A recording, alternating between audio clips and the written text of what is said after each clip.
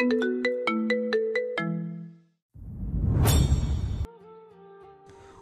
চৌধুরী ভিলায় পৌঁছে প্রথম নিজের রুমে গিয়ে ফ্রেশ হয়ে নেয়। ছায়া লিভিং রুমের সোফায় বসে বাদাম খাচ্ছে আর সামনে চলছে Netflix cartoon the sea master. Ayan fresh হয়ে লিভিং রুমে এসে দেখে ছায়া মাঞ্জা মেরে কার্টুন দেখছে। অয়ন হাসে, তার ভাবি আসলেই বাচ্চা তার, আর এই জন্য হয়তো তার ভাই তার ভাবিকে এত ভালোবাসে।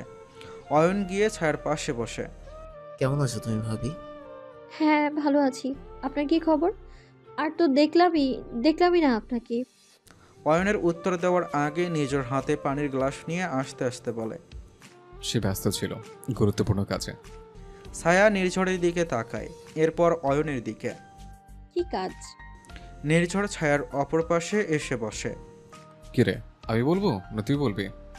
ছায়া চোখ টিপ টিপ করে। নির্ঝর ছায়ার গাল ধরে নিজের কাছে নিয়ে এসে চুমু খায় অয়নের সামনেই। ছায়া নির্ঝরের বুকে চড় মারে। বেশরম লোক। এত কিউট কেন সস্তা হবে? বেশরম হয়ে যাই তো বারবার। ছায়া রাগান্বিত দৃষ্টিতে তাকায়। অয়ন নির্ঝরের দিকে তাকিয়ে আছে। বিয়ের পর আমারও একমাত্র দৃশ্য আসবে, তাই না ভাই? কাকে বিয়ে করবেন? তোমার দেবর মেয়ে ঠিক করে রেখেছে। ও মা, তাই? হ্যাঁ। পেছন থেকে রিনিতা বেগম কথাটা শুনলেন মনে হলো। তিনি মজা ভেবে উড়িয়ে দিতে চেয়েও পারলেন না, এগিয়ে এলেন। কে মেয়ে ঠিক করে রেখেছে? নির্ঝর এবং অয়ন দুজনেই চুপ হয়ে যায়। অয়ন নির্ঝরের দিকে আর নির্ঝর অয়নের দিকে তাকিয়ে আছে। ছায়া মাঝখানে পেছনে ফিরে তার চাচি শাশুড়িকে দেখছে। রিনিতা খান এগিয়ে এসে ওদের সামনে মুখোমুখি বসে। আমাকে বল, কে সে মেয়ে? কোন মেয়ে আম্মু? কোন মেয়ে মানে? যার কথা এতক্ষণ যাবৎ বকছিলি। কি বললাম মা, তুমি বেশি শুনেছ। অয়ন, কি হয়েছে খুলে বল। আমি বাতাসেও গন্ধ পেলেও বলতে পারি কি চলছে। অয়ন চুপ হয়ে যায়। নির্ঝর ইশারা করে অয়নকে চুপ থাকতে বলে। চাচা কোথায়? চাচি ঘরে আছে। চাচাকে ডাকো, বাড়ির সবাইকে ডাকো, আমি কিছু গুরুত্বপূর্ণ কথা বলতে চাই। রিনিতা বেগমের সন্দেহ বেড়ে গেল। সে সার্ভেন্টকে বলল সবাইকে ডেকে আনতে। একে একে সবাই এসেছে নিচে। পুরো চৌধুরী পরিবার এক জায়গায় বসে আছে এখন। কি হয়েছে নির্ঝর? এ অবেলায় আমাদের এভাবে কেন রেখেছ? তোমাকে মেনশন করিনি রোজ, তুমি না আসলেও হতো। রোজি চোখ ঘুরায়। বেটা সব সময় অপমান করে। নিঝর এবার তার চাচা চাচুর দিকে তাকায়। আমি একটা মেয়ে দেখছিলাম অয়নের জন্য। মেয়েটার বাবা ব্যাংকার, মেয়েটা ভদ্র যথেষ্ট। আমি অয়নকে মেয়েটার কথা বললে অয়নের পছন্দ হয়ে যায়, কিন্তু এরপর ছায়ার অসুস্থতার জন্য আমরা ব্যস্ত হয়ে পড়ি। আর কোনো খবর মেয়েটার আমরা পাইনি। কিন্তু এখন আমি চাই মেয়েটার সঙ্গে অয়নের বিয়ে হোক। অয়নের বয়স হয়েছে বিয়ের। নির্ঝর সব বানিয়ে বলল, কারণ সবাই যদি জানে অয়নের পছন্দ তাহলে ওর চাচা চাচি অনেক কথা বাড়াবে। কিন্তু নির্ঝরের পছন্দ জানলে অবশ্যই কথা বলতে দুবার ভাববে। রিনিতা খান ভ্রু কুঁচকে তাকায়। মেয়েটার নাম কি? অনরিমা অনু। কি করে? পড়াশোনা করে। বাবা কি করে? ভাই বলল ব্যাংকার। সামান্য ব্যাংকারের মেয়েকে বিয়ে করবি তুই? সামান্য আর অসামান্য কোথা থেকে আসলো? আমি তাকে ভালোবেসে ফেলেছি, আমার তাকে লাগবে। নির্জরের রূপ ধরো না অয়ন, আমি আনিকা ভাবি না। মিসেস আনিকা চৌধুরী এতক্ষণ চুপ ছিলেন, তবে রিনিতা খানের কথা শুনে তাচ্ছিল্য হাসলেন। কোনো বড়লোক বাপের বিগড়ে যাওয়া মেয়ের থেকে আমার ছেলের বউ হাজার গুণে ভালো। ভাবি, জ্ঞান নিজের কাছেই রাখুন। আমি অয়নের সঙ্গে বিখ্যাত হীরা ব্যবসায়ীর একমাত্র মেয়ে ইরার বিয়ে ঠিক করেছিলাম। আমি চাই তুমি ইরাকেই বিয়ে করো। জাওহিদা চৌধুরী সবার কথা কেটে দিলেন। অয়ন যার কথা বলেছে তাকে দেখা উচিত। বড় লোকের বাপের মেয়েরা যে ঠিক কেমন হয় তা ঘরেরটাকে দেখেই বোঝা যায়। রোজি ফুঁসে উঠল মুহূর্তে। দাদি, তুমি বেশি কথা বলো। চুপ করো বেয়াদব। আমি বেশি কথা বলবো নাকি তুমি বলবা? সবার মাঝে নিশ্চুপ আসতে আতিফ চৌধুরী আর আতিক চৌধুরী। আতিক চৌধুরী নীরবতা ভেঙ্গে বলে, অয়ন, মেয়েটাকে ভালোবাসো? অনেক। তাহলে বাবা নির্ঝর এত মিথ্যা না বানিয়ে বললেও হতো। আমি সবই বুঝি। আমরা যাব মেয়েটাকে দেখতে। বৌমা আরেকটু সুস্থ হলেই আমরা সেখানে যাব। তবে হ্যাঁ, ওরা যাতে আগে থেকে কিছু না জানে। আমি মেয়েটাকে সরাসরি দেখব, পছন্দ হলে সেদিন তাকে এ বাড়িতে নিয়ে আসা হবে। বাবার এমন কথা শুনে দেহে প্রাণ ফিরল অয়নের। ধন্যবাদ বাবা, আমার বিশ্বাস ওকে তোমাদের পছন্দ হবে। পছন্দ হবার মতো হলে অবশ্যই হবে। আমি তাহলে এখন উঠি। আতিক চৌধুরী উঠে গেলেন। আতিফ চৌধুরী ভাইয়ের দিকে একবার তাকিয়ে আবার সোজা হয়ে বসলেন। কেন জানি না তিনি ভাইকে একটু বেশি ভালোবাসেন। রিনিতা বেগম রাগে ফুঁসে উঠলেন। আমার কথা কেউ শুনে না, বাপও না ছেলেও না, আমার কোনো মূল্যই নেই। সায়ার রিনিতা বেগমের ব্যবহারে একটু অবাক হলেন, কারণ আনিকা বেগম এমনটাও করতেন না। তিনি ছায়াকে পছন্দ না করলেও সামনাসামনি কখনো বলেনি। ছায়া একটা দীর্ঘশ্বাস ফেলে। যদিও অয়নের ওপর তার বিশ্বাস আছে, তারপরও একটা মেয়ের হুট করে একটা পরিবেশে মানিয়ে নেওয়া কষ্টকর। নির্ঝর জানতো এভাবেই কাজ হয়ে যাবে, তাই বেশি জল ঘোলা করল না। তুমি উপরে যাবে জান? হ্যাঁ চলেন। রাতে খাবার শেষে সবাই যে যার রুমে এসেছে। ছায়া বসে আছে, তার মনটা কিছু একটা চিন্তা করছে। এটা নির্ঝর বেশ বুঝতে পারছে। নির্ঝর ফ্রেশ হয়ে ছায়ার পাশে এসে বসে। কি হচ্ছে বিবেজান? কিছু না। নির্ঝর ছায়াকে জড়িয়ে নেয়। কিছু একটা হয়েছে। চাচি ঠিকই বলেছে, বলেন আপনার সঙ্গে আমাকে কোথায় মানায় বলেন। নির্ঝর ছায়ার কাঁধে মুখ গুজে দিল। ছায়ার মুখের কথাটা শুনে সেখানে একটা কামড় বসিয়ে দেয়। ছায়া চিৎকার দিয়ে ওঠে। কি করছেন, পাগল নাকি? হ্যাঁ পাগলই তো আমি। এসব কথা কেন বলো? আমার রাগ হয়। ধুর, আমিও কিছু একটা করতে চাই যাতে কেউ আর ভবিষ্যতে এমন না বলতে পারে। কি করতে চাও? লেখাপড়া শেষ করে বিজনেস করতে চাই। নির্ঝর কিছুক্ষণ ছায়ার দিকে তাকিয়ে রয়। তোমাকে ভার্সিটিতে ভর্তি করে রেখেছি, বহুদিন হয়ে গেছে। কি? হ্যাঁ, তুমি এতদিন ঘর থেকে বাইরে বের হতে দেয়নি, তার একটা কারণ ছিল। কিন্তু আমার জীবন থেকে পড়ালেখা চিরজীবনের মতো মুছে ফেলার অধিকার আমার নেই। তুমি চাইলে পড়ালেখা করবে, বিজনেস করতে চাইলে করবে, কিন্তু আমার আওতায় ভেতরে থাকতে হবে জান। নির্ঝরের হাত ছায়ার কোমরে পজিটিভ হয়ে ঘিরে ধরে। ছায়া জানে লোকটা তাকে নিয়ে কতটা জেলাস, কতটা পজিটিভ। ঠিক আছে। নির্ঝর ছায়ার গলায় নাক ডোবায়। আর একটু আগে যেটা বলেছ, এমন কথা এরপর যদি কখনো বলো তাহলে তোমাকে আমি আস্ত রাখবো না। সরি। নির্ঝর মাথা তুলে তাকায়, ছায়ার গালে হাত রাখে। ছায়া নির্ঝরের দিকে তাকিয়েই ছিল, এমন সময় হঠাৎ সে তার উরুতে নির্ঝরের হাত অনুভব করে, যা ক্রমশ ওপরের দিকে উঠছে। ছায়ার নিঃশ্বাস আটকে যায়। আমি কিছু করবো না জান, জাস্ট একটু শিক্ষা দেব। আপনি নির্ঝর বাঁকা হাসে, তার হাতের বিচরণ থামেনি। না, ছাড়ুন। অসুস্থ বলে বেঁচে গেলে বিবেচান। নির্ঝর ছেড়ে দেয় ছায়াকে। কেটে গেছে 1 মাস। ছায়ার রানী এখন একেবারে সুস্থ। এখন সে চৌধুরী ভিলাতে নিজের বাড়ির মতো ঘুরে বেড়ায়। চৌধুরী ভিলা এখন ছায়ার হাসিতে মেতে থাকে সব সময়। ঠিক যেমন জর্জিয়ার ছোট্ট গ্রামে মির্জা বাড়িটা থাকতো তেমন। এর মাঝে তৌফিক হাসান, রাবেয়া বেগম বেশ অনেকবার এসে ছায়াকে দেখে গেছে। ছায়ার মন এখন সব সময় ভালো থাকে। নির্ঝরও তার কাজে মন দিয়েছে। এই 1 মাসে অনেকগুলো বেআইনি কাজ সামলেছে নির্ঝর এবং অয়ন। সবগুলোকে শাস্তি দিয়েছে, তবে আদনান সম্পর্কে কোনো প্রমাণ তারা আর পায়নি। সেদিন যে জাহাজগুলো তারা ধরেছিল তাতেও তেমন কোনো প্রমাণ পাওয়া যায়নি। এদিকে ছায়ার হাসি খুশি জীবন দেখে রোজির এখন আরও বেশি বিরক্ত লাগে। আগে তো ছায়া শুধু পালাই পালাই করতো নির্ঝরের থেকে, এখন নির্ঝরের কাছে ইচ্ছে করে নিচ থেকে যায়। দুজনের ভালোবাসা দেখে ভেতর থেকে জ্বলে পুড়ে যায় সে। ওদিকে পরিবর্তন হয়েছে অনুর জীবন। অনু ভুলেই গেছে অয়ন নামের কেউ তাকে বিয়ে করতে আসতে চেয়েছে। অনুর বাবা এ সম্পর্কে আর কোনো কথা বলেনি। সেদিনের পর সব স্বাভাবিক হয়ে গেছে। অনু ভেবেছে আর কিছুই হবে না। বাবা তখন রাগের মাথায় তাকে ট্রেট করেছে। অনু এরপর ফারহানের বিষয়ও দেখেছে। ছেলেটা আসলেই খারাপ ছিল, কি সাংঘাতিক। তাকে কোনো পতিতালয়ে বিক্রি করে দিত। অনু এরপর রোজ কলেজ টিউশনি করতে করতে দিন পার করছে। ওদিকে অয়নের সঙ্গে জাহিদ আলীর রোজ কথা হয়। এ বিষয়ে অনু কিছুই জানে না। অনুকে সারপ্রাইজ দেবে বলে অয়ন সব জানাতে নিষেধ করেছে।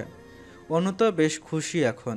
ফারহানের জন্য প্রথম 2-1 দিন কষ্ট পেত অনু, কিন্তু অনুর জীবনে ফারহানের এতটাও প্রভাব ছিল না যে অনু সব সময় তার কথাই কল্পনা করবে। অয়নকেও ভুলে গেছে সে, তার জীবন চলছে আপন গতিতে। কিন্তু আরেক দফা তাণ্ডব যে শুধুমাত্র ছায়ার জন্য বেঁধেছিল এটা তাকে কে বোঝাবে। এবারে তাণ্ডব আর জীবনকে ধ্বংস করে দেবে এ বিষয়ে কোনো ধারণাই নেই অনুর। আজ শুক্রবার, একটা ছুটির দিন। ছায়া ঘুম থেকে উঠে ফ্রেশ হয়ে নিঝড়ের কাছে এসে বসে। কাল রাতে বেশ কাজের চাপ ছিল তার মাথায়, এই জন্য ঘুমাতে তার দেরি হয়েছে। কিন্তু এখন সে নিরিবিলি ঘুমাচ্ছে। নিঝড়ের ঘুমন্ত মুখখানা মায়াবী, বেশ সুদর্শন। ছায়া মাত্র গোসল সেরে এসেছে। ভেজা চুলগুলো পেছন দিয়ে নিজের ঠোঁট দুটো নিঝড়ের ঠোঁটের বিপরীতে রাখে ছায়া। কিছুক্ষণ চোখ বন্ধ করে থেকে এরপর সরে আসতে নিলে শক্ত হাত দুটো তাকে টেনে নিজের নিচে ফেলে। মুহূর্তে ছায়ার চোখ বড় বড় হয়ে যায়। আল্লাহ, আপনি না ঘুমোচ্ছিলেন? হ্যাঁ, একটা ফ্রেশ সুইট কিস পেয়ে জেগে গেলাম। ছাড়ুন আমায়। হুম, এতটুকুতে আমার পোষায় না, আমি আরও চাই। না, ছাড়ুন প্লিজ। ছাড়বো না। কথাটা বলে ছায়ার গলায় মুখ গোজে নির্ঝর। ছায়া নিজেকে ছাড়াতে পারছে না। নির্ঝরের এক হাত ছায়ার হাত দুটোকে লক করে রেখেছে, অন্য হাত ছায়ার শরীরে শুয়ে দিচ্ছে। ছায়া কেঁপে উঠছে। ছায়ার এখন রাগ হচ্ছে, কেন যে শুধু শুধু বিপদ ঘাড়ে আনলো। বেবিজান। নির্ঝরের নেশা ধরা কণ্ঠ। ছায়ার শরীরের পশম দাঁড়িয়ে যায়, শিরশির করে ওঠে শরীর। নির্ঝর এক হাত ছায়ার জামার নিচে নিয়ে যায়। নির্ঝরের অ্যাকশন আরও কিছু দূর এগোনোর আগেই ফোন বেজে ওঠে। নির্ঝর বিরক্ত হয়ে সাইড টেবিলের ওপর বাজতে থাকা ফোনের দিকে তাকায়। ছায়া হেসে দেয়। হে শোনো রমণী, রাত পড়ে আছে, ছাড়ছি না আজ। যত ক্লান্ত হও না কেন, রাতটা আমারই। কথাটা বলে নির্ঝর উঠে ফোনটা ধরে। অয়ন, বল। ভাই কোথায় তোমরা? রেডি হয়ে নিচে এসো, সবাই রেডি, তোমাদের অপেক্ষা করছে। এত সকাল সকাল যাব? হ্যাঁ, আমরা সবাই ঘুরতে যাওয়ার অনুভূতিটাও নিয়ে নেব। হ্যাঁ, বুদ্ধি ভালো, আসছি। নির্ঝর কল কেটে ছায়ার দিকে তাকায়। সে জামা ঠিক করছে। জমা রাখো, আর ঠিক করা লাগবে না। ছায়া নির্ঝরের থেকে চোখ সরিয়ে নির্ঝরের দিকে তাকায়। কেন? ছায়ার কেন বলাটা এত হাস্যকর ছিল। নির্ঝর হেসে ফেলে। গিয়ে রেডি হও, আমরা সাগরতলে যাব। ছায়া লাফিয়ে ওঠে। ওয়াও, আমি তো এক্সাইটেড। নির্ঝর আর থাকতে পারল না, বাচ্চামি করা বউটাকে ধরে গালে দুটো চুমু খায়। ছাড়ুন, রেডি হতে যাব না। আপনিও যান, গোসল করে আসুন। যে হুকুম মহারানী। নির্ঝর ওয়াশরুমে চলে যায়। ছায়া গিয়ে শাড়ি বের করে, একটা লাল শাড়ি। আজকে সে দেবরের বউ দেখতে যাচ্ছে, একটু বউ বউ না লাগলে হয় কি। ছায়া শাড়িটা সুন্দর করে পরতে থাকে, এমন সময় দরজায় কেউ নক করে। ছায়া, আসিস মা ভেতরে? শাশুড়ি এর ডাকে শুনে ছায়া ভেতরে আসতে বলে। মা, ভেতরে আসো। আনিকা বেগম ভেতরে আসে, হাতে কিছু গহনার বাক্স। কি করছিস মা? শাড়ি পরছি। মাশাআল্লাহ, শাড়িটা ভালো লাগবে, আয় আমি পরিয়ে দেই। আনিকা বেগম ছায়াকে শাড়ি পরিয়ে দেয়। নজর না লাগুক। ছায়া হাসে। আচ্ছা দাঁড়া। আনিকা বেগম বাক্সগুলো ছায়ার হাতে দেয়। এগুলো পরবি তুই আজকে। এত সব সোনা? হ্যাঁ, আমার ছেলের বউ, এর জন্য বানানো সব সোনা। ছায়া হাসে। যাও, রেডি হয়ে নাও। ঠিক আছে। আনিকা বেগম চলে গেলে ছায়া রেডি হতে শুরু করে। একটু সাজুগুজু করে চুলটা বেঁধে নেয়। এমন সময় ওয়াশরুম থেকে বের হয় নির্ঝর। সামনের দৃশ্য দেখে সে স্তব্ধ। হৃদস্পন্দন বেড়ে গিয়েছে, দৃষ্টি আটকে গিয়েছে। ছায়ার লজ্জা লাগছে নির্ঝরের তাকানো দেখে। সে বাইরে যেতে নিলে নির্ঝর চিল্লিয়ে ওঠে। স্টপ। থেমে যায় ছায়ার পা, দাঁড়িয়ে রয় সেখানে। নির্ঝর এগিয়ে যায়। এত ভালো কেন চান? আর কত চালাবে? ছায়া পিটপিট করে তাকায়। নির্ঝর ছায়াকে জড়িয়ে ধরে। যাও, নিচে যাও, আসছে।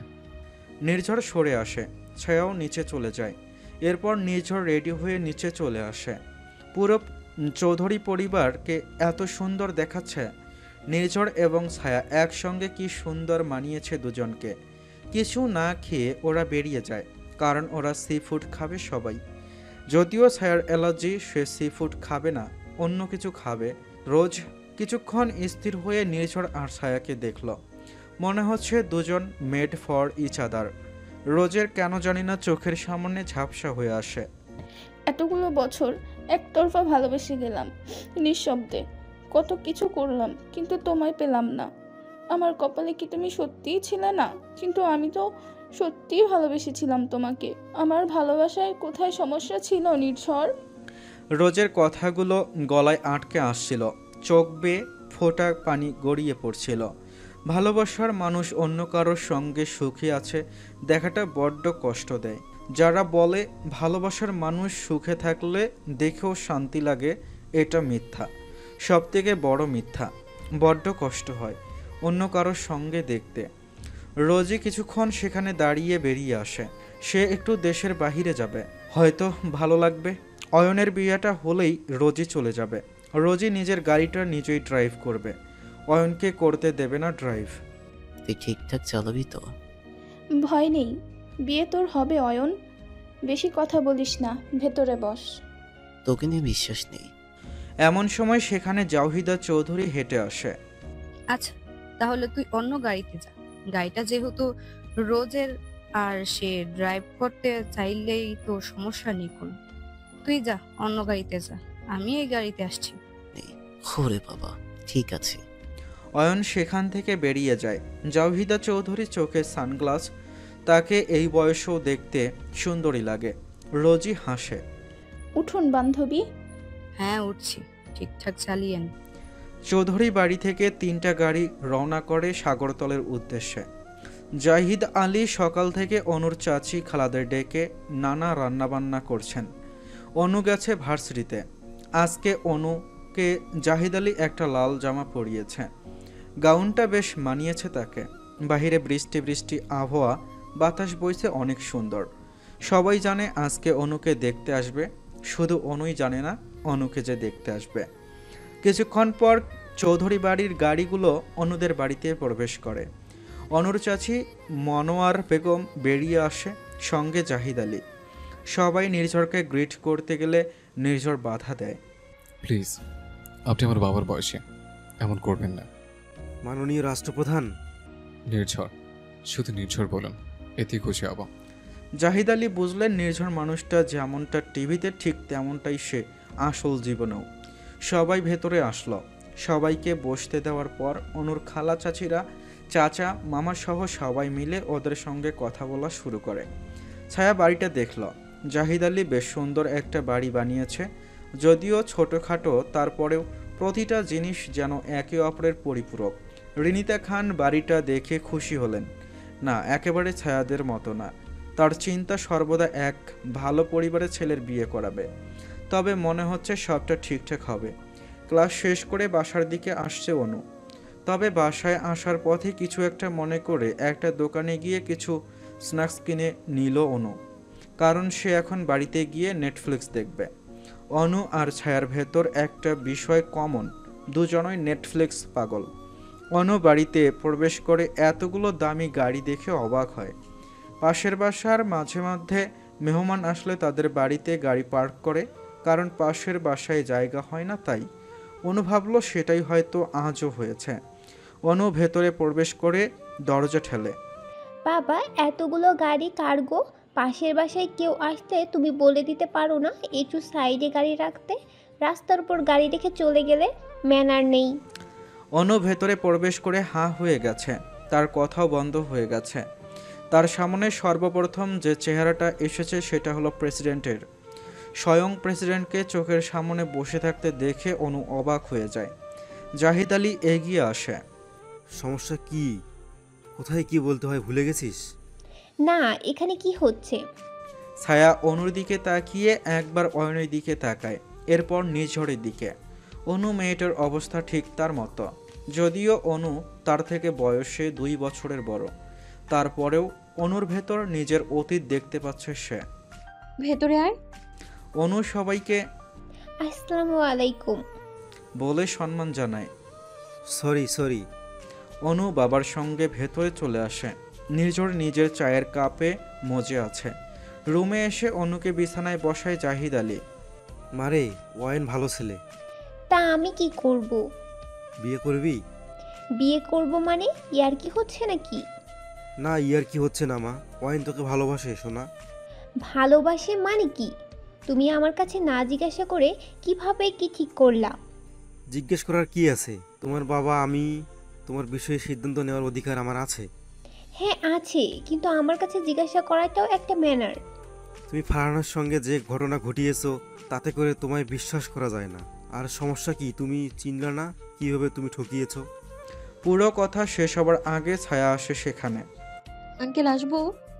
জাহিদ আলী ছায়াকে দেখে দাঁড়িয়ে যায়। এসো মা, এসো। আঙ্কেল, আপনি বাইরে যান, আপুর সঙ্গে আমায় কথা বলতে দিন। ছায়ার হাতে একটা শাড়ির প্যাকেট। জাহিদ আলী ছায়ার কথা শুনে বেরিয়ে যায়। ছায়া দরজাটা বন্ধ করে অনুর পাশে এসে বসে। বয়সে আপনার থেকে ছোট আমি, কিন্তু সম্পর্কে আপনার থেকে বড়। তুমি করে বলতে পারি আপু? অনু ছায়ার মিষ্টি কথায় মায়ায় পড়ে গেল। মেয়েটা আসলেই এত মিষ্টি, শুধু শুধু কি আর দেশপ্রধান প্রেমে পড়েছে? হ্যাঁ অবশ্যই। কেমন আছো তুমি? ভালো ছিলাম, এখন আর নেই। আমি জানি। জানো, আমার বিয়েটা হয়েছিল একদিনে। আমার মা বাবাকে বন্দি বানিয়ে আমাকে থ্রেট করেছিল। ওমা, কি বলো? হুম, ঠিক বলছি। আমি তাকে ভীষণ ঘৃণা করতাম বলে ভুল হবে। ভয় করতো তাকে আমার, দূরে দূরে থাকতাম। কিন্তু জানো, আজ ভাবি সেদিন যদি সে আমায় জোর করে বিয়েটা না করতো, তাহলে হয়তো আজ এত সুন্দর একটা স্বামী আমি পেতামই না। অয়ন ভাইয়া তোমাকে ঠিক আমার বরের মতোই ভালোবাসে। ওরা দুভাই একই মানুষ, শুধু নাম আর চেহারা আলাদা। আমি রিকোয়েস্ট করছি, তুমি কোনো সিন ক্রিয়েট করো না, কারণ এর ফল ভালো হবে না। তোমাকে তো বিয়ে করতেই হবে, তাই সিন ক্রিয়েট না করেই করো। থ্রেট দিলে আমাকে? না, যা হবে তাই বললাম। শাড়ি পরিয়ে দিয়ে চলো। কিন্তু এভাবে বিয়ে হয় না, এটা তো জবরদস্তি। ছায়া দীর্ঘশ্বাস ফেলে। কি করবা বলো? এরকম একটা বর পাওয়া তো ভাগ্যের ব্যাপার। জবরদস্তি করলেও নিজেকে ভাগ্যবতী ভাবো। আমি তোমার কথায় অবাক হচ্ছি। তুমি বিশ্বাস করতে পারবে সে ঠিক কতটা ভালোবাসে তোমায়? প্রায় 4 মাস ধরে তোমায় ফলো করছে ভাইয়া। ছায়া কোনো মতে অনুকে মানাতে সক্ষম হয়। দরজার ওপাশ থেকে নির্ঝর এবং অয়ন শোনার চেষ্টা করছিল কি হচ্ছে ভেতরে। ছায়া যে অবশেষে অনুকে মানিয়ে নিয়েছে এটা দেখে দুজন হাঁপ ছেড়ে বাঁচে। ভাই, ভাবি কিন্তু আমাকে বাঁচিয়ে দিল। আমার বউয়ের এত বুদ্ধি জানতাম না তো। তুমি কিছুই জানো না, ভাবি অনেক বুদ্ধিমান। এমন সময় পেছন থেকে আনিকা বেগমের কণ্ঠ ভেসে আসে। হ্যাঁ, তোমরা দুজন হলে বলদ, তা বিশ্বের সেরা বলদ। নির্ঝর অয়ন পেছন ফিরে তাকায়। মা তুমি? বড় মা তুমি। তোদের লজ্জা লাগে না প্রেসিডেন্ট আর প্রেসিডেন্টের অ্যাসিস্ট্যান্ট হয়ে মানুষের ঘরে কান পাতিস? উফ মা, আমার বউ কি বলছে তা শুনে লজ্জা কেন পাবো? হ্যাঁ, বের হ এখান থেকে, কেউ দেখলে কি ভাববে? দুই ভাই সেখান থেকে বকা শুনে চলে আসে ওই দিকে। শাড়িটা পরো আপু। ভালো করে পড়তে পারি না। আমি দেখিয়ে দিচ্ছি, এসো। অনুকে শাড়ি পরিয়ে বের করে আনে। আসলে অয়নই পাঠিয়েছিল ছায়াকে। সে চায় না সে যে জাহিদ আলী বলেছে অনুর সঙ্গে তার সম্পর্ক ছিল এটা অনু জানুক। বিয়েটা আগে হোক, তারপর দেখা যাবে। রিনিতা বেগমের কিছু কথায় অনুর বেশ খারাপ লাগে। তবে নতুন সে এবং নতুন মানুষ তার সামনে, এইসব ভেবেই কোনো উত্তর সে দেয় না। দুপুরের খাবারের জন্য অনেক আয়োজন করেছে জাহিদ আলী। ছায়া সব কিছু খেতে পারবে না। নির্ঝর ছায়ার খাওয়াতে ভীষণ খেয়াল রাখছে। অনুও লক্ষ্য করলো বিষয়টা।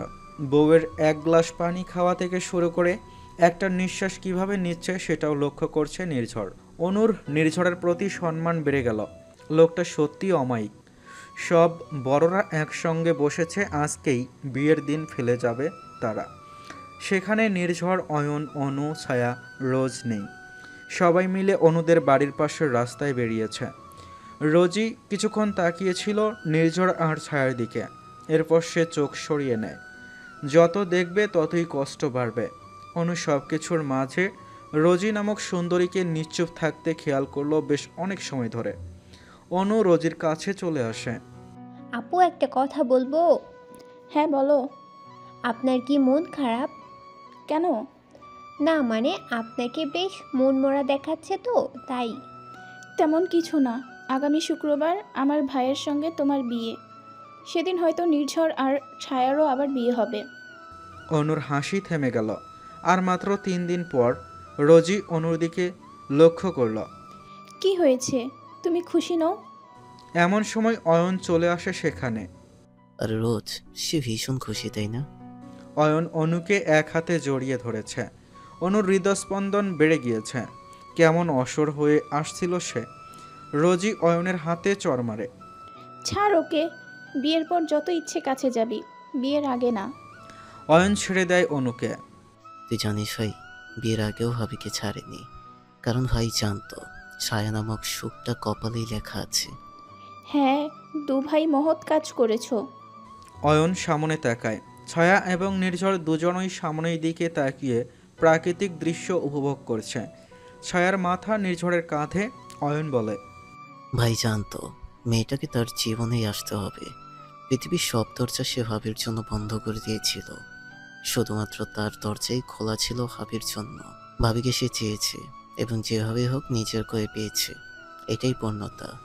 অনুদের বাড়ি থেকে ফেরার পথে আতিফ চৌধুরী আর আনিকা বেগম নির্ঝর এবং ছায়ার সঙ্গে গাড়িতে আসে। আতিফ চৌধুরী জার্নির মাঝে নির্ঝরকে উদ্দেশ্য করে বলে, পরশুদিন হলুদের অনুষ্ঠান হবে, সব কিছু আয়োজন করে ফেলো। ঠিক আছে বাবা। ও বলতেই ভুলেই গেছি, সেদিন তোমার হলুদ হবে, তুমিও ছায়াকে বিয়ে করবে। অয়ন অনুর সাথে একসাথে তোমার আর ছায়ারও বিয়ে হবে। কি?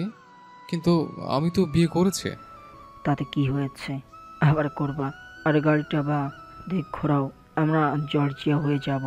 ছায়া আজ মা বাবার সঙ্গে থাকবে, পরশুদিন মা বাবা বোনকে নিয়ে চৌধুরী ভিলায় পৌঁছাবে। বিয়ে না হওয়া পর্যন্ত মনে করো তোমাদের বিয়ে হয়নি। ইয়ার কি হচ্ছে নাকি? আমার বউ আমি কোথাও রাখবো না। আতিফ চৌধুরী ছেলের দিকে তাকায়। এভাবে তাকিয়ে লাভ নেই, আমি আমার বউ কোথাও রাখবো না। বেশি বক বক করো না, গাড়ি ঘোরাও। না, ঘুরলে এক শর্তে, আমিও থাকবো। কাল সকালে চলে যাব বাড়িতে। ছায়া শরমে লাল হয়ে গেছে। নির্ঝর কি বেহায়া। তোমার ছেলে কি বেহায়া দেখছো? আনিকা বেগম চোখ ঘুরিয়ে নেয়। রক্ত কার বলতো? তুমি ঘুরিয়ে আমাকে কথা শোনাও। আনিকা বেগম হেসে দিলেন। ছায়া পারলে মাটিতে গর্ত করে সেখানেই শহীদ হয়ে যায়। মির্জা বাড়িতে পৌঁছানোর পর ছায়া এবং নির্ঝর থেকে যায়। আনিকা বেগম আর আতিফ চৌধুরীকেও থাকতে অনুরোধ করেছিলেন তৌফিক হাসান, কিন্তু তারা থাকে না। ওরা চলে গেলে ছায়া ঘরে চলে যায়। নির্ঝর শ্বশুর মশাইয়ের সঙ্গে কথা বলছিল। নির্ঝর ঘরে আসেনি দেখে ছায়া দরজা চাপা দিয়ে শাড়ি খুলতে শুরু করে। পিন খুলে গায়ে থাকা গহনাগুলো খুলে নেয়। এরপর শাড়ির কুচি খুলে শাড়িটা সোফায় রেখে এমন সময় দরজা খুলে নির্ঝর ভেতরে প্রবেশ করে। ছায়া দ্রুত বুকে হাত রাখে। এই কোথায় আসছেন? বাইরে যান। নির্ঝর নিজের স্থানে ফ্রিজ হয়ে গেছে।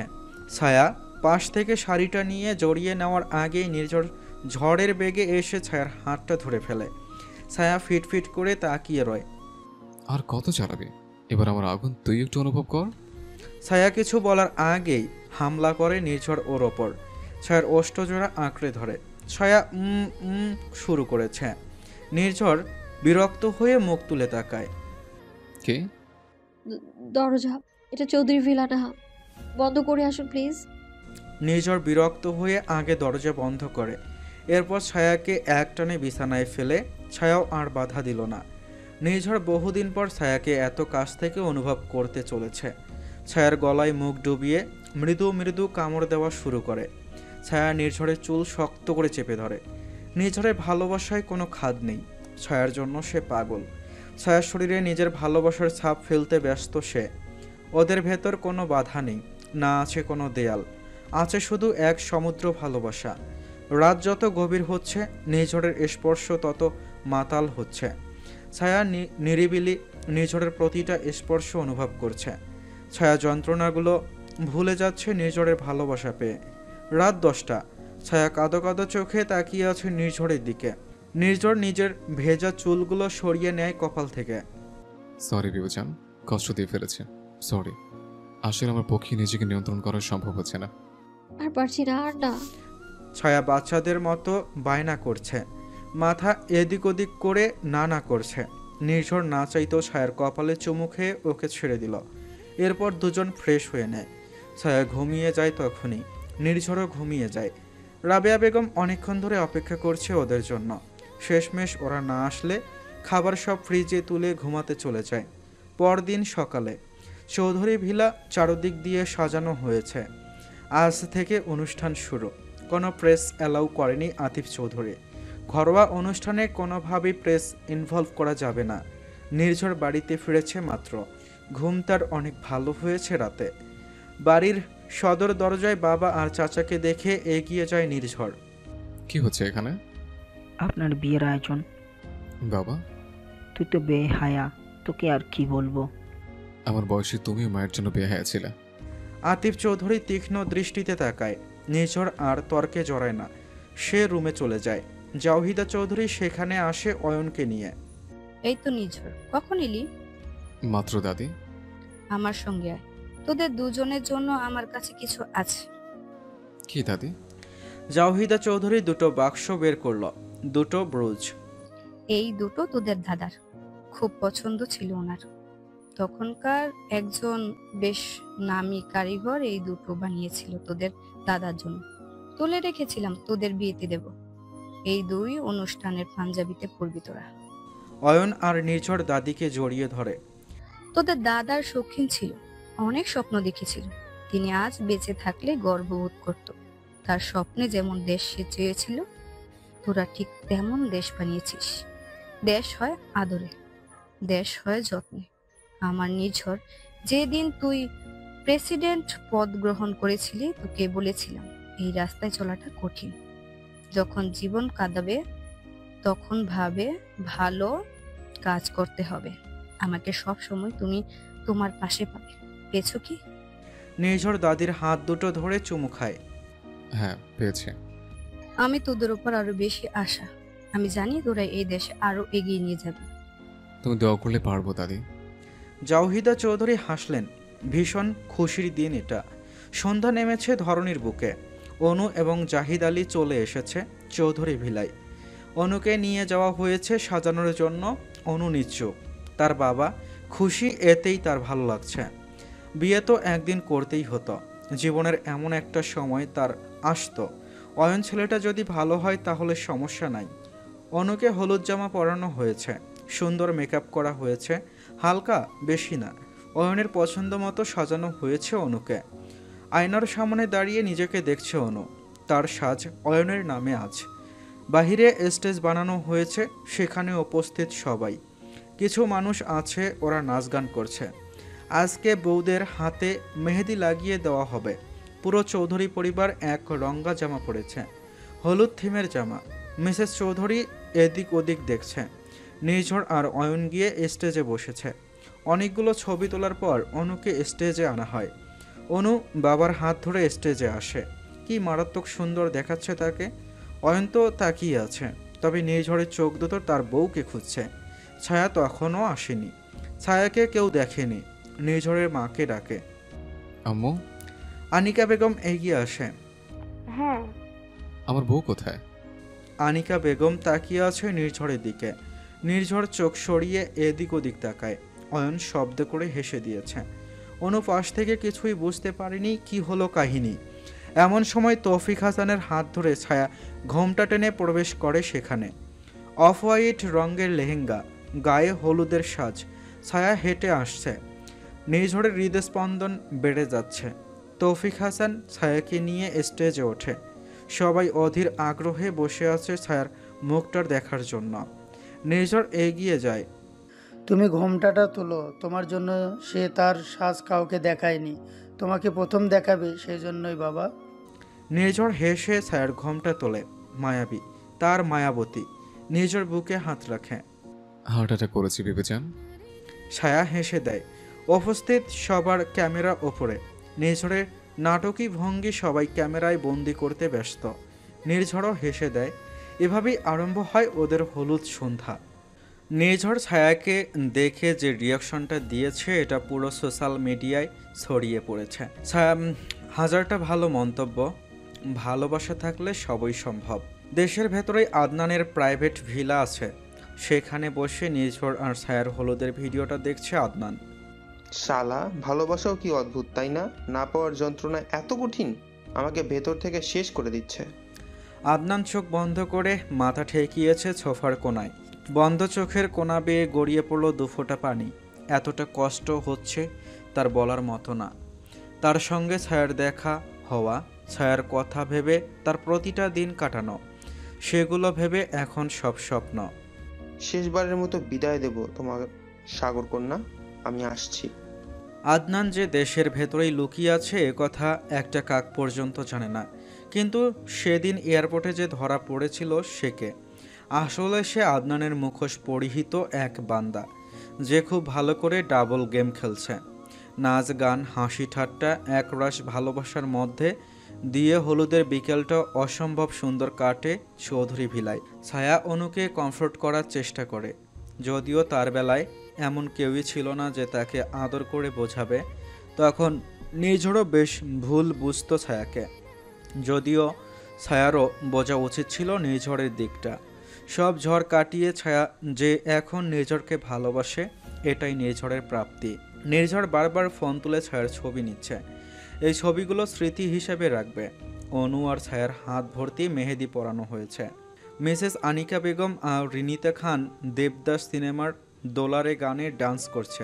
দুজনকে এসব ডান্স করতে দেখে জাওহিদা চৌধুরী হার্ট অ্যাটাক করতে গেলেন মনে হয়। এ আমি কি দেখছি? নির্ঝর শব্দ করে হেসে দেয়। তোমার বৌমা, আমার আসল মা। চুপ কর বেয়াদব, সবাই দেখবে আমার ঘরে বউ নাচতেছে। অয়ন এগিয়ে আসে। তুমিও নাচো, সমস্যা কি? পুরো চৌধুরী পরিবার এক ছাদের নিচে এত আনন্দ এর আগে কখনো করেনি। রোজই শুধু নির্ঝরকে দেখে যাচ্ছে। লোকটা এতটা পাগল ছায়ার জন্য। নির্ঝরের এমন কেয়ার, এমন ভালোবাসা দেখে রোজির কেমন লাগতে শুরু করলো। বুকের ভেতরও যন্ত্রণা হচ্ছে। রোজির চোখে পানি টলমল করে ওঠে। নির্ঝর পিছিয়ে আসতে আসতে রোজির সঙ্গে ধাক্কা খায়। ও সরি। রোজ হেসে বলে, ইটস ওকে। ছবি তুলতে তুলতে তাও আমার দিকে এলে। নির্ঝর ফোন নামিয়ে রোজির দিকে তাকায়। তুমি ঠিক আছো? হ্যাঁ। কাঁদছো? না, কাঁদবো কেন? নির্ঝর দীর্ঘশ্বাস ফেলে। আমি কখনো তোমার জন্য সেটা অনুভব করিনি, যেটা তুমি আমার জন্য চেয়েছো। আশা করি তুমি আমার কথা বুঝবে। হ্যাঁ, বুঝি। তোমার এই বিবাহিত জীবন অনেক সুখের হোক। রোজি আর সেখানে দাঁড়ায় না, ভেতরে চলে যায়। অনুষ্ঠান শেষ হতে অনেক সময় লাগে, রাত 1টা বেজে যায়। ছায়া আর নির্ঝরকে আলাদা রুমে শুতে হবে। বিয়ে কাল। নির্ঝর কথাটা মানতেই পারছে না, তার মনে হচ্ছে দুনিয়া পাল্টে যাচ্ছে। আম্মু?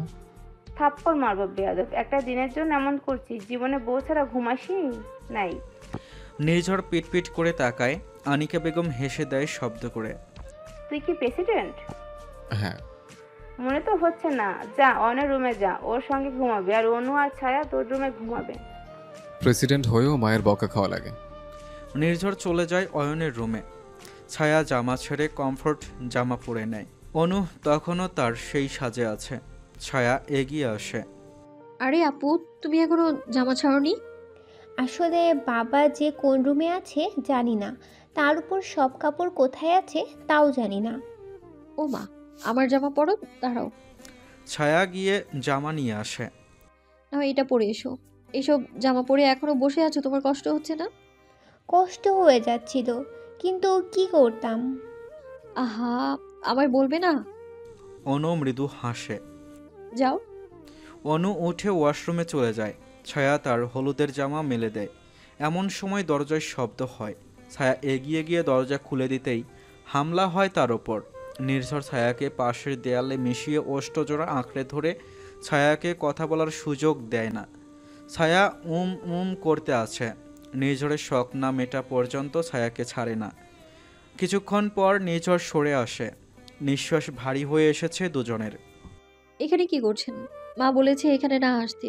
আপু বাথরুমে কি বেহায়া আপনি? আর একটা চুমু খেতে চাই। ছাড়ুন, ভাসুর হয়ে ছোট বোনের সামনে এইসব করেন? ছোট বোন তো নেই। ছাড়ুন, নির্লজ্জ। এমন সময় ওয়াশরুমের দরজা খোলার শব্দ পাওয়া গেল। ছায়া ভয়ে পেছনে তাকায়। অনু বের হয়ে এসেছে। ছায়া তো ভাবলো ধরা খেয়েছে সে, তবে পিছে ফিরে দেখে নির্ঝর গায়েব। ছায়া সরু চোখ করে তাকায়। ওখানে কি করছো আপু? কিছু না আপু। এই জামাটা কোথায় মেলবো? সোফায় মেলে দাও, কাল সকালে সার্ভেন্ট নিয়ে যাবে। ওকে। দুজন শুয়ে পড়ে। সারা দিন ক্লান্ত সময় কেটেছে, তাই দুজনেই ঘুমিয়ে যায়। সকাল সকাল ঘুম থেকে উঠে আতিফ চৌধুরী আর আতিক চৌধুরী অনেক কাজ করছে। এত কিছু সামলানো সত্যি ভীষণ কষ্টের। অনেক মানুষ একসঙ্গে কাজ করলেও অনেক কিছু আছে যা নিজেরা না দেখলে হয় না। এত কিছুর ভিড়ে জীবনের দুঃখগুলোও কথা ভুলেই গেল সবাই। সবার ভেতরে উত্তেজনার আমেজ, বিয়ের আমেজ। সব অনুষ্ঠান বাড়িতেই হবে, এটা সিদ্ধান্ত ছিল জাহিদা চৌধুরীর। ওনার কথা মতো আজ সব কিছু করা হয়েছে। তৌফিক হাসান আর জাহিদ আলীও এসেছে ওনাদের সাহায্য করতে। এই দৃশ্য দেখা একটা মেয়ের জন্য সত্যি ভাগ্যের বিষয়। বাবা আর শ্বশুরকে একসঙ্গে কাঁধে কাঁধ মিলিয়ে কাজ করতে দেখাটা সত্যি ভাগ্যের ব্যাপার। 11টার দিকে মেকআপ আর্টিস্ট আসলো ছায়া এবং অনুকে সাজাতে। নির্ঝর আর অয়নও রেডি হয়ে গিয়েছে। অয়ন এবং নির্ঝর দাদির দেওয়া সেই ব্রুজ লাগিয়েছে বুকে। দুই ভাই দেশের দুই রত্ন। ছবি তোলা, খাওয়া দাওয়ার মধ্য দিয়ে বিয়ের সময় কাটছে ভালোই। কাজী সাহেব এসে বসে আছে, বর দুজনও বসেছিল। তখন সেখানে বিয়ে পড়ানোর জন্য ছায়া আর অনুকে নিয়ে আসা হয়। এটা নির্ঝরের কাছে স্বপ্নের মতো। তার বউকে এভাবে সে আবারও বিয়ে করতে চেয়েছিল। তবে ভেবেছিল ছায়ার ঘৃণা হয়তো কাটিয়ে উঠতে অনেক সময় লাগবে তার, কিন্তু না, এত দ্রুত এত কিছু হয়ে যাবে সত্যি কল্পনা করেনি সে। আল্লাহ তাকে তার বিবিজান ফেরত দিয়েছে, এটা শুকরিয়া। কাজী বিয়ে পড়ানো হলে সবাই মোনাজাত করে নবদম্পতির সুখের আশায়। এরপর আসে কাজিনদের রীতিনীতিতে। রোজি গিয়ে অয়ন আর অনুর সামনে আয়না ধরে। অয়নকে জিজ্ঞেস করা হয়, আয়নাতে কি দেখা যায়? অয়ন হাসে। আমার পরবর্তী জীবন ভবিষ্যৎ দেখা যায়। রোজি একই প্রশ্ন অনুকে করে। আয়নাতে কি দেখা যায়?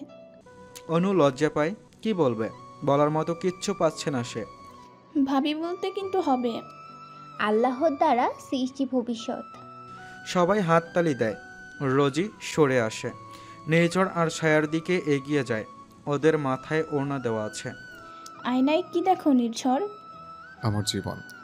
তোমার জীবন সত্যিই ভীষণ ভাগ্যবতী। তুমি কি দেখো ছায়া? আমার প্রথম ভালোবাসা, জীবনের সেই গুরুত্বপূর্ণ স্তম্ভ যা ছাড়া হয়তো আমি আর নিঃশ্বাসও নিতে পারবো না। যার সঙ্গে বৃদ্ধ হতে চাই আমি, জীবনে এক টুকরো সুখ খুঁজতে চাই, সেই মানুষটাকে দেখি আমি। ছায়ার প্রতিটা কথায় অদ্ভুত এক মায়া ছিল, ছিল তার ভালোবাসার বহিঃপ্রকাশ। দূরে দাঁড়িয়ে ছায়ার কথাগুলো শুনল এক মাস্ক পরা ব্যক্তি। ছায়ার মুখের প্রতিটি শব্দ তার হৃদয়কে ক্ষত বিক্ষত করেছে। মাত্র কিছুদিনের ব্যবধানে তোমারে পাইলাম না সাগর কন্যা। তার চোখে না পাওয়ার এক তিক্ততা, বুকের ভেতর কেমন কষ্ট হলো। সেখানে দাঁড়িয়ে থাকা গেল না। ওয়েডিং ভেন্যু থেকে বেরিয়ে গেল লোকটা, চোখে একরাশ কষ্ট আর বিরক্তি। বিয়ের আরও কিছু নিয়ম মানা হলো। এরপর দুই নবদম্পতিকে খাওয়ার আসনে নিয়ে আসা হলো। সবাই খাওয়া দাওয়া শেষ করে মেহমানরা চলে যায়। ভিলার ভেতরের মেহমানরা বাদে সবাই অনেক সময় ধরে নতুন বর বউকে নিয়ে নাচ গান করে। ছায়া তো আজ ভীষণ খুশি। অনু ছায়াকে দেখেই যাচ্ছে। মেয়েটা কি খুশি, খুশি হবারই কথা। এই মেয়ের জন্য প্রেসিডেন্ট জান পর্যন্ত দিতে পারে। আসলে বউয়ের চেহারা খোলে বরের ভালোবাসা পেয়ে। অয়ন অনুর হাতে হাত রাখে। অনু মৃদু কেঁপে ওঠে। ভাবিকে দেখে মুগ্ধ হচ্ছ? হ্যাঁ, ভাবি সত্যি অসাধারণ। আসলেই। ভাইয়ের দু একটা থাপ্পড়ও খেয়েছি কিন্তু। অনুর চোখ ছোট ছোট হয়ে যায়। অয়ন শব্দ করে হেসে দেয়। মজা করছিল। আপনার ভাই মাননীয় দেশের প্রধান তার স্ত্রীকে কতটা ভালোবাসে এটা পুরো দেশ জানে।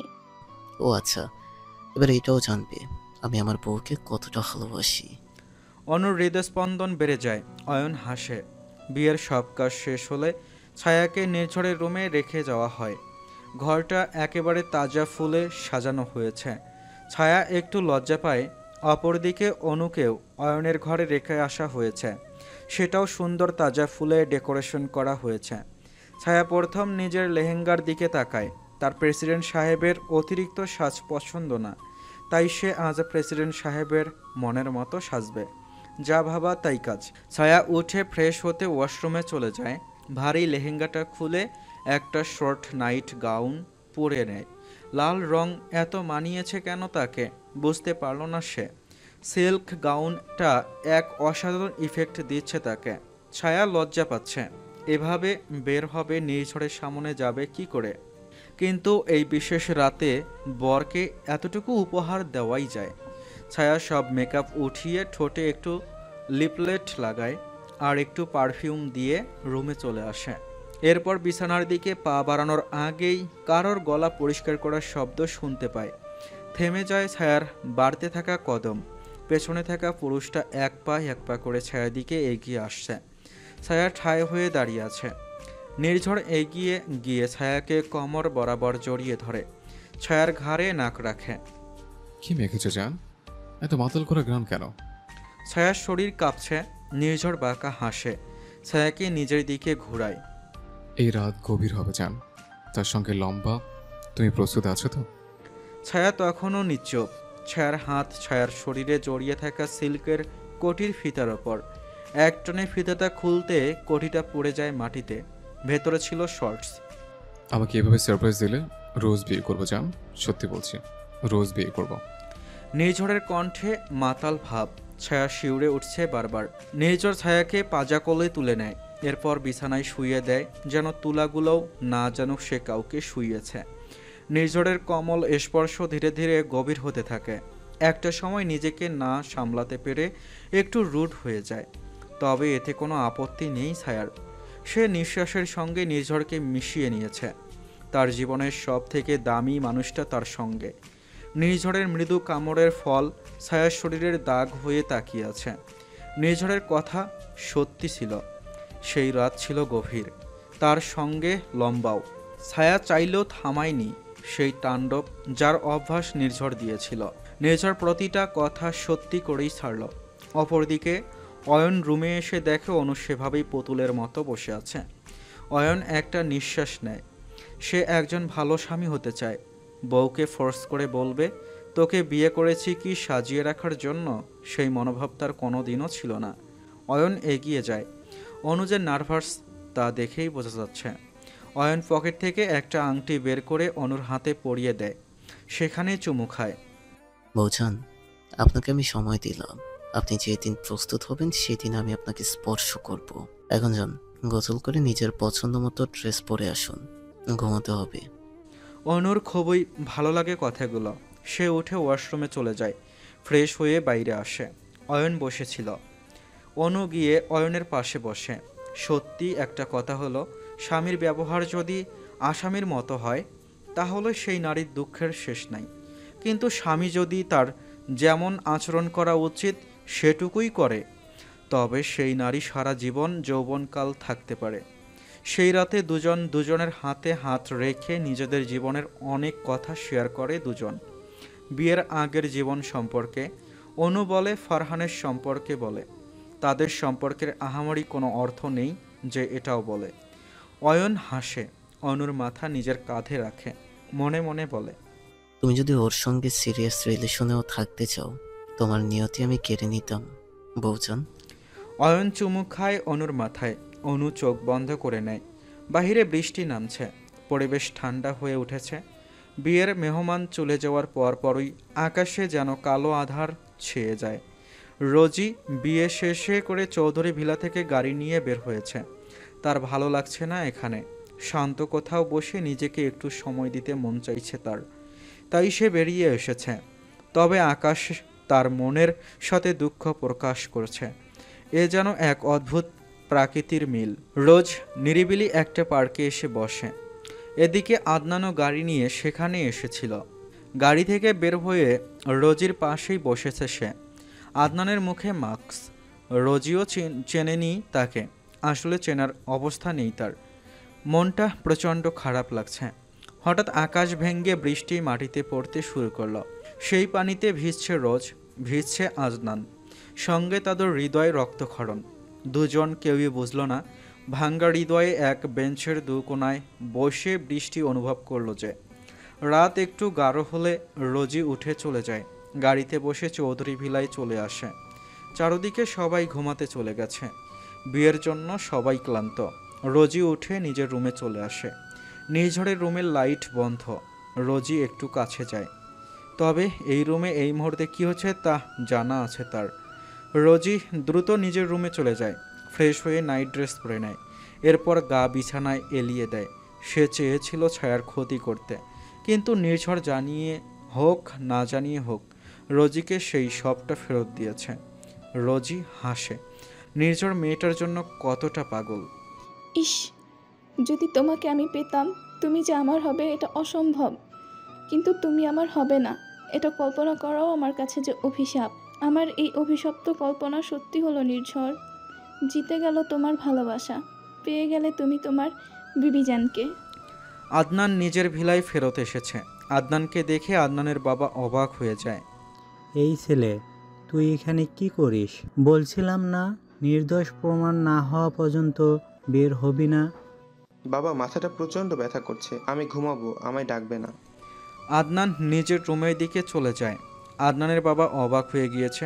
রাতের গভীরের মধ্যে রাতের সময় দেশের বড় বড় কিছু আর্মি অফিসার সহ পুলিশ সুপারকে আচমকা হত্যা করা হয়। তাদের মধ্যে lieutenant general, major general, brigadier general, colonel, lieutenant colonel, inspector general of police, additional inspector general, deputy inspector general, superintendent of police, additional SP, সহকারী পুলিশ সুপার, প্রায় 30 জন বড় অফিসারকে হত্যা করা হয়েছে। প্রেসিডেন্টের বিয়ে ছিল আজ। সেখান থেকে ফিরে নীরব দেশে সবাই ছিল গভীর ঘুমে আচ্ছন্ন। হঠাৎ এমন একটা কাণ্ডে সিকিউরিটি ফোর্স হতভম্ব হয়ে যায়। ওদের মৃত্যুর খবর কানে আসতেই চিফ অফ আর্মি স্টাফ, সেনাপ্রধান দ্রুত তার অফিসে চলে যায়। তবে সেখানে তার নিচে দায়িত্বরত সকল অফিসার মৃত্যুবরণ করেছে। সেনাপ্রধান দ্রুত প্রেসিডেন্ট এবং তার ভাইকে ফোন করে। এদিকে এই অদ্ভুত ঘটনার জন্য সবাই যখন সেদিকে ব্যস্ত, তখন সাগরতলা বন্দর থেকে 4টা মালবাহী ট্রাক ঢুকছে দেশে। সেদিকে খেয়াল করার মতো অবস্থা তখন দেশের নেই। দেশের ভেতর রত্নকে হত্যা করা হয়েছে। এটা প্রেসিডেন্টের জন্য হুমকি। প্রেসিডেন্টের প্রায় সকল মোহরকে এক রাতে এভাবে মেরে ফেলা হয়েছে। প্রতিটা খুন হয়েছে আলাদা কিছু মানুষ, যারা খুনটা করে নিজের মৃত্যুবরণ করেছে। ঘটনা এতটা আকস্মিক যে দেশের অভ্যন্তরের বাকি অফিসাররা চিন্তায় পড়ে গিয়েছে। ছায়াকে বুকে নিয়ে সবেমাত্র ঘুমিয়েছে নির্ঝর। এমন সময় ফোনটা তার বেজে ওঠায়। বিরক্তি নিয়ে ফোন তোলে নির্ঝর। অপর পাশ থেকে নিউজ শুনে বিছানা থেকে উঠে বসে নির্ঝর। হোয়াট? মাননীয় দেশ প্রধান, আমাদেরকে এক জায়গায় হতে হবে। আমি আসছি। নির্ঝর কল কেটে ছায়ার দিকে তাকায়। কেন জানি না কোনো বড় বিপদের আশঙ্কা হচ্ছে তার। নির্ঝর ভিলার সিকিউরিটি বাড়াতে আদেশ করে। মধ্যরাতে ভিলার সব গার্ডস দ্রুত সজাগ হয়ে যায়। চারদিকে লাইট জ্বলে ওঠে। সবাই নিজের অবস্থানে দাঁড়িয়ে পড়ে। প্রেসিডেন্ট পুরো দেশের ট্রান্সপোর্ট সিস্টেম বন্ধ করার ঘোষণা দিয়েছে। দেশ থেকে না কেউ বাহিরে যাবে, না কেউ ভেতরে আসতে পারবে। নির্ঝর ছায়ার কপালে চুমু খায়। আমি ফিরে আসবো বিবেচান, অপেক্ষা করো। ছায়ার শরীর ক্লান্ত, তাই সে ঘুমিয়েছিল। নির্ঝর ওকে জাগায় না। উঠে রেডি হয়ে বেরিয়ে আসে। অয়নও মাত্র ঘুমিয়েছিল। নব্য বিবাহিত দম্পতি বিয়ের রাতে বউকে একা রেখে ভিলা ছাড়ল। সঙ্গে আতিফ চৌধুরী এবং আতিক চৌধুরীও আছে। কারোর মাথায় আসছে না ঘটনা এভাবে কিভাবে ঘটল। প্রেসিডেন্টের অফিস ভবন, এখান থেকে পুরো দেশটাকে কন্ট্রোল করা হয়। নির্ঝর তার কন্ট্রোল রুমে গিয়ে প্রতিটা ডিটেলস চেক করলো। এমন কোনো অদ্ভুত ঘটনা বা কারোর অদ্ভুত মুভমেন্টও দেখা গেল না। অয়ন ওদের বিয়ের সময়ের সবগুলো ফুটেজ মন দিয়ে ক্লিয়ার হয়ে দেখছে, যেন সবাই মেহমান বেশেই ভেতরে ছিল। কোনো প্রমাণ নেই, কি নিখুঁত সব কিছু। এর মাঝে অয়নের চোখে পড়ে একজন গার্ডের দিকে, যে কথা বলছিল, তবে ওদের ভেতর ব্যবহার করা ওয়াকিটকি দিয়ে না, ফোন দিয়ে। ডিউটি টাইমে বিশেষ করে প্রেসিডেন্টের বিয়ের সময়টাতে ওয়াকিটকি ছাড়া ফোন ব্যবহার নিষেধ ছিল। অয়ন দ্রুত সেক্রেটারি নাবিলকে ডিটেলস সেন্ড করে দেয়। এই লোকটাকে দ্রুত হাজির করো। Okay sir. নাবিল তার কাজে লেগে যায়। অয়ন দ্রুত নির্ঝরের রুমে চলে আসে। ভাই, কিছু পেলি? হ্যাঁ পেয়েছি, কিন্তু কতটুকু জানতে পারবে না। অয়ন, এগুলো প্রতিটা অফিসারের পরিবারকে নিরাপদ স্থানে পাঠা। তার সঙ্গে প্রতিটা অফিসাররা বাসভবনে কঠিনভাবে সার্চ কর। কিছু তো পেয়ে যাব। সব ঠিকঠাক করে দিয়েছি ভাই, চিন্তা করো না। নিজের রুমে বসে ওয়াইনের গ্লাসে চুমুক দিয়ে আদনান চোখ বন্ধ করে নেয়। আসল গিফটটা তো দেওয়াই হলো না দোস্ত, এতটুকুতে ক্লান্ত হয়ে গেলি? আমার ওয়েপনের সাথে আমার ফোর্স একেবারে তৈরি। এবার ব্যাটেল হবে রে, ফাইনাল ব্যাটেল। তোর রাজ্য আর তোর রানী দুটোই আমার হবে। চিয়ার্স। আদনান মাতালের মতো হাসছে, তাতে শুধু সাইকোপ্যাথনেস। চৌধুরী ভিলায় ভোর 5টা। হঠাৎ শরীরের ভেতর কেমন অশান্তি হয়ে উঠল ছায়ার। বিছানায় উঠে নিজরকে চারদিকে না দেখে নিজেই ওয়াশরুমে চলে যায়। বিরক্তিকর পরিস্থিতি। অনেক বমি হলো তার। মুখ পরিষ্কার করে ছায়ার রুমে এসে বসে, কিন্তু না, আবার সেরকম হলো। 4-5 বার হওয়ার পর ছায়া ক্লান্ত হয়ে বিছানায় নেতিয়ে যায়। শাশুড়ি মাকে ডাকবে, কি করে ডাকবে? শক্তি পাচ্ছে না। নির্ঝর কোথায়? ছায়ার প্রচণ্ড রাগ হচ্ছে, কষ্ট হচ্ছে। চারদিকে শুধু নির্ঝরকে খুঁজছে সে। বমি করে ক্লান্ত শরীর ছায়ার, আর ওঠার মতো শক্তি নেই তার। হঠাৎ এমন কেন হলো? বিয়েতে অনেক রিস্পুট খেয়েছে, তাই বলে কি? ছায়া বহু কষ্টে পাশে থাকা ফোনটা হাতে নিয়ে নির্ঝরকে কল করে। ফোন তুলছে না সে। ছায়া এবার শাশুড়ি মায়ের নাম্বারে কল করে। ঘুম ঘুম চোখে ফোন পিক করে আনিকা বেগম। হ্যালো, কে? ও মা, আমি ছায়া, একটু রুমে আসুন না, আমি কথা বলতে পারছি না। আনিকা বেগম দ্রুত বিছানা ছেড়ে ওঠেন। আতিফ চৌধুরীকে না দেখে তিনি দ্রুত নাইট গাউনের কোটি জড়িয়ে বেরিয়ে আসেন। নিঝড়ের রুমে প্রবেশ করে দেখে ছায়া শুয়ে আছে বিছানায়, পরনে তার নিঝড়ের শার্ট। কি হয়েছে বৌমা? ও মা, বমি হয়েছে অনেকবার, আমি খুব ক্লান্ত, ওঠার শক্তিও পাচ্ছি না। মিসেস চৌধুরী ছায়ার কপালে হাত রাখে। জ্বর তো নেই মারে, আমি ডক্টর কল করছি, দাঁড়া। ছায়ার আর শক্তি নেই যে সে জিজ্ঞেস করবে নির্ঝর কোথায়। ছায়া চোখ বন্ধ করে নেয়। আনিকা বেগম ডক্টরকে কল করে, ছায়ার কাছে আসে। বৌমা, তোমার জামা কোথায়? ক্লোজেট রুমে। ছায়া আধ ভাঙ্গা কথাটা বলে চোখ বন্ধ করে নেয়। আনিকা বেগম দ্রুত ছায়ার জন্য নরম কিছু কাপড় এনে ওকে পরিয়ে দেয়। কিছুক্ষণের মাঝে ডক্টর চলে আসে। সবাই ঘুমিয়ে পড়েছে। চৌধুরী ভিলায় অনেকগুলো তালা দেওয়া হয়েছে, এই জন্য ডক্টরের ভেতরে আসতে সময় লেগে গেল। ডক্টর এসে ছায়াকে পরীক্ষা করে দেখল। ম্যাডাম, আপনাকে একটা কিট দিচ্ছি, আপনি একটু টেস্ট করে নিন, আমি বলে দিচ্ছি কিভাবে। ছায়া শাশুড়ির দিকে তাকায়। আনিকা বেগম হেসে দেন। আমি নিয়ে যাব? না মা, যেতে পারবো, কষ্ট করতে হবে না। ছায়া ওয়াশরুমে চলে যায়। ডক্টর মৃদু হাসেন। আমাদের মাননীয় দেশপ্রধান বাবা হবে হয়তো। আল্লাহ হাজার হাজার শুক্রিয়া, তাই যেন হয়। ছায়া কিছুক্ষণ পর বেরিয়ে আসে। কিটে 2টো লাল দাগ। ডক্টর হেসে দিলেন। মাসিক বন্ধ হয়েছে। সার্জারি পর একবার হয়েছিল, আর হয়নি। আলহামদুলিল্লাহ, আপনার পেটে আমাদের দেশের নতুন প্রেসিডেন্ট বেড়ে উঠছে। ছায়ার চোখ ছলছল করে ওঠে। আনিকা বেগম ছায়াকে জড়িয়ে ধরে, ছায়ার কপালে চুমু খায়। আমার প্রিয় বউটা, আমি অনেক খুশি। আমি পারলে সবাইকে মিষ্টি খাওয়াই। ছায়ার চোখ বেয়ে টুপ করে একটু পানি গড়িয়ে পড়ল। তাদের বাচ্চা, ছায়া রানীর বাচ্চা। মা, নির্ঝর কোথায়? আনিকা বেগম থমকে গেলেন। তোর বাবাও রুমে নেই, এরা এই মধ্যরাতে কোথায় গেল কে জানে। ডক্টর দাঁড়িয়ে যায়। আপনারা জানেন না দেশের অবস্থা? ছায়া অবাক হয়। না, কি হয়েছে? অবশ্যই জানা কথাও নয়, আমি নাইট ডিউটি করি, এই জন্য নিজেই দেখেছি। দেশের অনেক বড় বড় অফিসার, প্রায় 30 জন মেইন অফিসার কাকতালীয়ভাবে হত্যা হয়েছে। হত্যা করার পর হত্যাকারী নিজেও হত্যা করেছে। পুরো দেশ নড়ে গিয়েছে একটা প্রেসিডেন্টের উপর হুমকি স্বরূপ। ছায়া অবাক হয়ে তাকিয়ে আছে। সে মাত্র খুশি হয়েছিল, এখন এসব শুনে পৃথিবী কেমন ঘোরাচ্ছে তার। আনিকা বেগম ডক্টরের দিকে তাকান। মা, এসব কি বলছে ডক্টর? আনিকা বেগম ইশারায় না করে। ছায়ামা, এমন অনেক সমস্যা হতে থাকে, তুই চিন্তা করিস না বাবা। সত্যি তো মা? হ্যাঁ, আরে চিন্তা করিস না বাবা, এই দেখ খুশির খবর, মা হবি। আচ্ছা চল, আমি তোর সঙ্গে ঘুমাচ্ছি। হ্যাঁ হ্যাঁ, রেস্ট করুন। আপনি দুর্বল ম্যাডাম। ছায়া, নিজেই যত্ন নিন, নাহলে বাচ্চাটাও দুর্বল হবে। ডক্টর আপনাকে গার্ডস পৌঁছে দেবে, ধন্যবাদ। Welcome ma'am. ডক্টর বেরিয়ে যায়। ছায়ার কেমন লাগছে সে ফোন হাতে প্রায় 10 বার নিঝরকে কল করেছে, কিন্তু কোনোভাবে সে ফোন তুলছে না। ও মা, আপনার ছেলে ফোন ধরছে না কেন? আনিকা বেগম ছায়ার পাশে বসে ছায়ার মাথায় হাত রাখল। মারে, চিন্তা নেই, চলে আসবে নির্ঝর, আয় আমার কোলে মাথা রাখ। আনিকা বেগম এক প্রকার জোর করে ছায়ার মাথাটা নিজের কোলে রাখল। ছায়ার চুলে বিলি কেটে দিতে দিতে লাগলো। আমি যখন প্রথম বিয়ে করে এসেছিলাম তখন দেশের ভেতর একটা অরাজকতা সৃষ্টি হয়েছিল। তোর বাবা কতদিন ফোন ধরতো না, আমার চিন্তায় মাথা ফেটে যেত।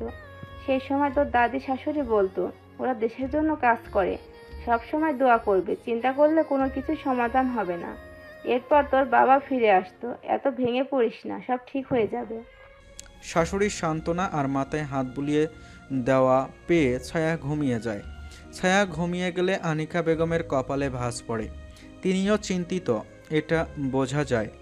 সিংহদা ভবনে নিঝর আর অয়নের সামনে সেই গার্ডসটা বসে আছে যাকে ওরা ফোনে কথা বলতে দেখেছিল। মাননীয় দেশ প্রধান, আমাকে ছেড়ে দিন। আমি কথা দিচ্ছি, তুমি এবং তোমার পরিবার সর্বোচ্চ সুরক্ষা পাবে। সত্যি বলে দাও। মাননীয় রাষ্ট্রপতি, আমি সব জানি না। আমাকে বলা হয়েছিল সবটা খেয়াল রাখতে। কে বলেছিল কমান্ড দেওয়া লোকের মুখ আমি দেখিনি। তবে ওদের সহকর্মীদের থেকে জানা দেশের অভ্যন্তরে গৃহযুদ্ধের সমস্ত উপকরণ তৈরি, আর কিছুক্ষণের মাঝেই হামলা হবে। আপনার জীবন রিস্কে আছে। এই মুহূর্তে দেশের সমস্ত কাজ বন্ধ করে দেওয়াটাই উত্তম। দেশের ভেতরে এই মুহূর্তে 4টে ট্রাক ভর্তি অবৈধ অস্ত্র এসেছে। সবাই প্রস্তুত। দেশের মানুষের ক্ষতি হবে বিরাট। বিশ্বাস করুন, আমি এর থেকে বেশি কিচ্ছু জানি না।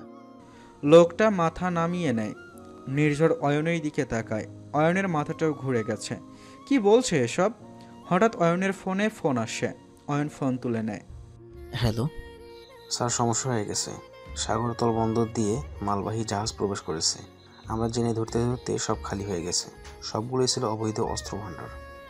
অয়ন নির্ঝরের দিকে তাকায়। প্রেস ডাকো, আমি জাতির উদ্দেশ্যে ভাষণ দিতে চাই। ভাই এখন? এই মুহূর্তে। অয়ন দ্রুত ব্যবস্থা করে। রাষ্ট্রীয় ঘোষণা, জাফরানিয়ার সর্বোচ্চ নেতৃত্বের পক্ষ থেকে জাতির উদ্দেশ্যে বার্তা। আমি নির্ঝর চৌধুরী। আমি গর্বিত যে আমি জাফরানিয়ার প্রেসিডেন্ট। এ দেশ আমার মাতৃভূমি, আমার অহংকার, আমার সর্বস্ব। এদেশের প্রতিটি কণা, প্রতিটি ধুলোর চেয়েও আমি দায়বদ্ধ। আমার দায়িত্ব একটাই, জাফরানিয়াকে রক্ষা করা। আমার আর্মি অফিসারদের হত্যা করে আমাকে দুর্বল ভাবা যেতে পারে, কিন্তু আমাকে দমিয়ে রাখা যাবে না। আমি জানি শত্রুরা আমাকে থামাতে চায়, কিন্তু আমি জানিয়ে দিচ্ছি আমি দেশের সর্বোচ্চ সুরক্ষা নিশ্চিত করব। এটা কোনো কৌশলগত ভাষণ নয়, এটা সাধারণ মানুষের কাছে তাদের মাননীয় দেশ প্রধানের ওয়াদা। আমার জীবন যদি এই দায়িত্ব পালনে বিলীন হয়, তবু আমার কোনো পরোয়া নেই। আমি আজ এখানেই ঘোষণা করছি, যদি কোনো কারণে আমি মৃত্যুবরণ করি, তবে আমার আসন আমার ছোট ভাই অয়ন চৌধুরীর হাতে তুলে দেওয়া হবে। এটা আমার একান্ত সিদ্ধান্ত। কিন্তু যদি অয়নকেও কেউ থামাতে চায়, তাহলে জাফরানিয়ার বুকে জন্ম নেবে হাজারো নির্ঝর ও অয়ন। তাদের মধ্যে থেকে উঠে আসবে নতুন এক নির্ঝর চৌধুরী। আমি যতদিন বেঁচে আছি, জাফরানিয়ার বিরুদ্ধে হাত উঠলে আমি সেই হাত ভেঙে ফেলব। দেশ রক্ষা করব মৃত্যুর আগ পর্যন্ত। এটাই আমার শপথ। এই আপনাদের দেশ প্রধানের অমোচনীয় ওয়াদা। আজ এই মুহূর্ত থেকে দেশের সামরিক শাসন জারি করলাম। কারফিউ জারি করা হলো আগামী নির্দেশনা না দেওয়া পর্যন্ত। যে যেখানে আছো সেখানে থাকো, ঘর থেকে বের হবে না। সকল অফিস, আদালত, ব্যাংক, স্কুল, ভার্সিটি বন্ধ ঘোষণা করা হলো। ব্যাংক নিরাপত্তায় আর্মির এক ফোর্স সবসময় নিয়োজিত থাকবে। হয় আজ জয় হবে, নয় সে রুচু করে মৃত্যুকে আলিঙ্গন করব। একজন প্রেসিডেন্ট হয়ে যদি আমি আজ আপনাদের রক্ষা না করতে পারি, তবে এই জীবনের কোনো মূল্য থাকবে না। প্রেসিডেন্ট নির্ঝর চৌধুরী, জাফরানিয়া প্রজাতন্ত্র, রাষ্ট্রীয় নিরাপত্তা কমান্ড কার্যালয়। অয়নের চোখে পানি। উপস্থিত সকল সাংবাদিক স্তব্ধ। আতিক চৌধুরী ভাষা হারিয়ে ফেলেছে। গোটা দেশ সজাগ হয়ে গেছে। সূর্য ধরণীর বুকে উকি দিয়েছে এক অভিশপ্ত সকাল হয়ে। সায়ার হাত থেকে রিমোটটা পড়ে গেল। ও মা, আপনার ছেলে কি বলছে এগুলো? ও মা, এগুলো কি বলছে মা? আমার ছায়ার কথাগুলো সময়ের সাথে ধীরে হয়ে যাচ্ছে। ছায়া পড়ে যেতে নিলে অনু দৌড়ে আসে, ছায়াকে জড়িয়ে নেয়। ছায়া, বোন আমার, আম্মু। তৌফিক হাসান এগিয়ে এসে মেয়েকে কোলে তুলে নেয়।